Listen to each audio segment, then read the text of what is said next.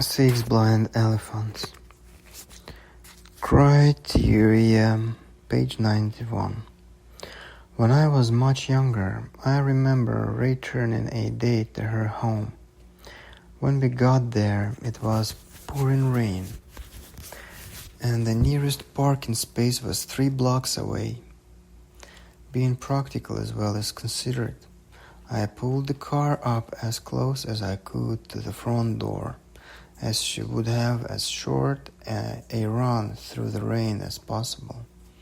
However, she thought I was inconsiderate, because according to her, I should have walked her to the door, even if it meant that we would both get soaking wet, walking the 3 blocks, and I another 3 blocks back to the car. One partner may use a process that results in continuing motivation to reach decision.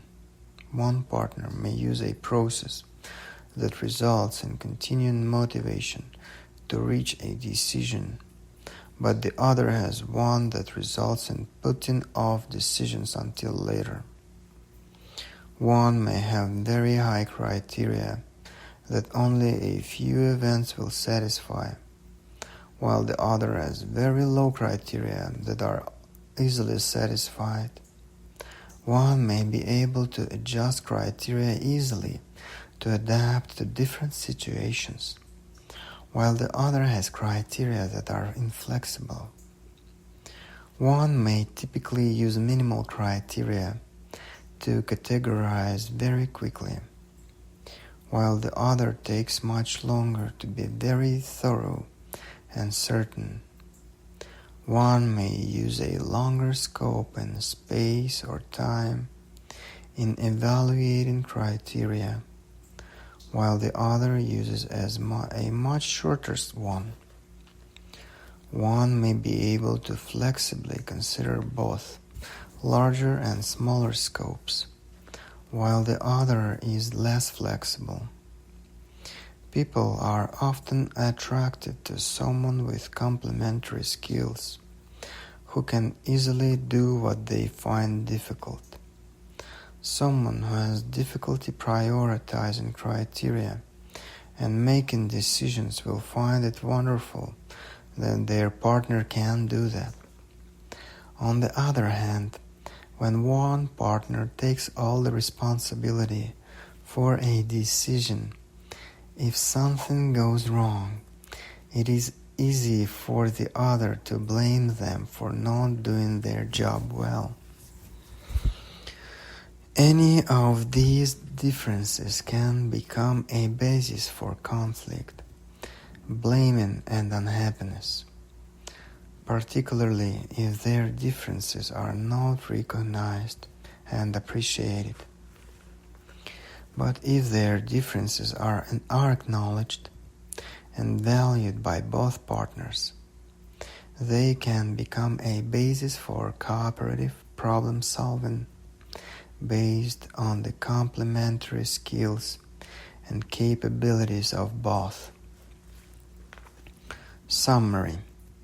Criteria are the basis for categorizing experience, and they are often unconscious or hard to specify.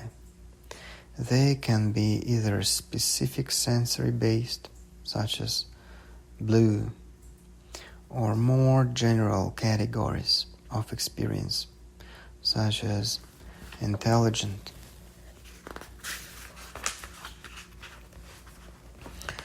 Listing criteria in order of importance, creating a hierarchy of criteria, can make sure that you attend primarily to what is most important to you, and only secondarily to criteria that are of lesser importance. Criteria may be either digital, yes, no, or analog, more, less than. Some analog criteria reach a threshold at which they become digital. They can be additive, X and Y and Z, or they can be alternative, X or Y or Z, or any combination of these two, A and B or C and D, etc. Having many or very detailed criteria will narrow the range of events that are included in a category. Fewer or more general criteria will broaden the range of events that are included in a category. Adjusting criteria contextually is a useful skill that can avoid the disappointment and dissatisfaction that can result from perfectionism or its opposite, imperfectionism. Being too easily satisfied by criteria that we are too low,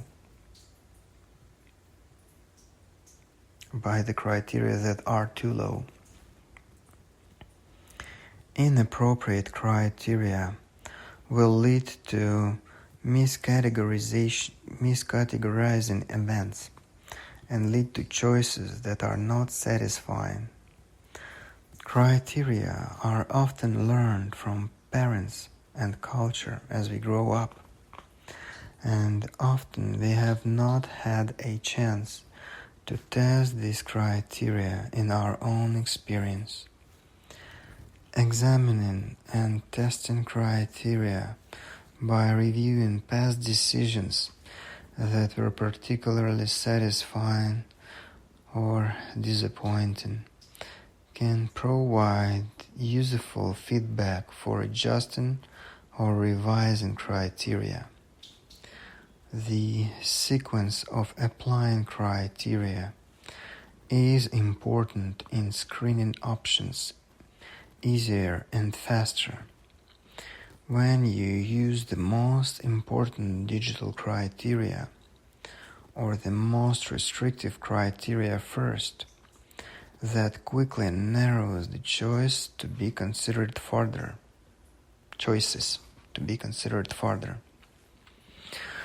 When actually making a selection, it is important to simplify the process by taking only 2 options at a time and then apply all your criteria simultaneously, adding together the feelings of satisfaction, dissatisfaction to get an overall evaluation of an option. It is also important to use a sequence of criteria that maintains motivation to continue the process of searching.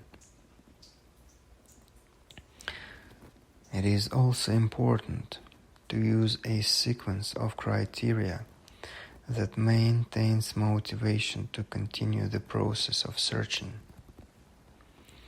Enlarging the scope of criterion in space and or time can often be useful in yielding a result that is better for you overall.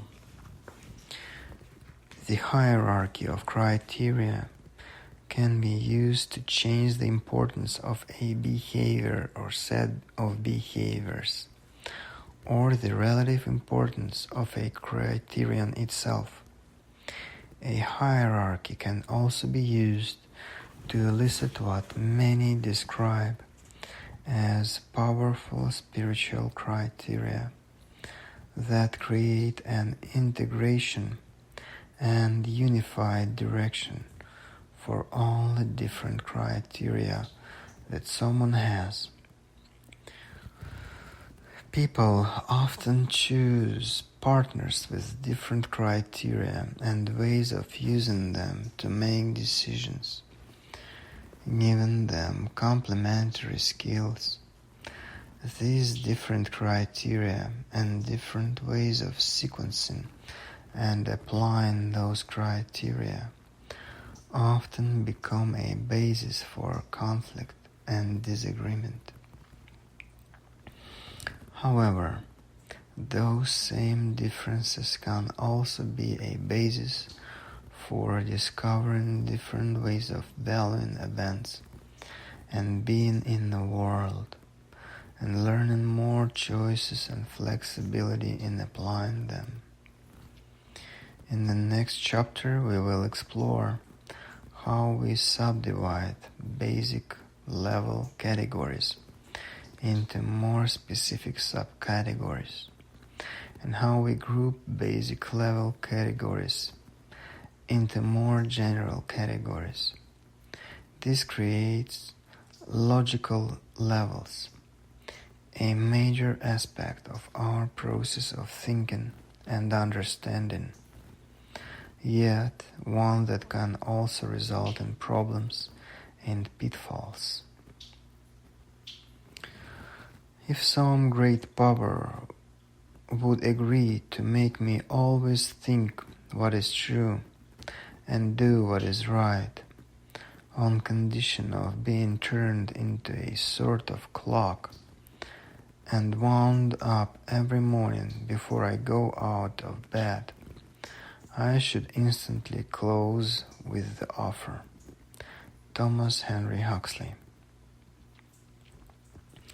If some great power would agree to make me always think what is true and do what is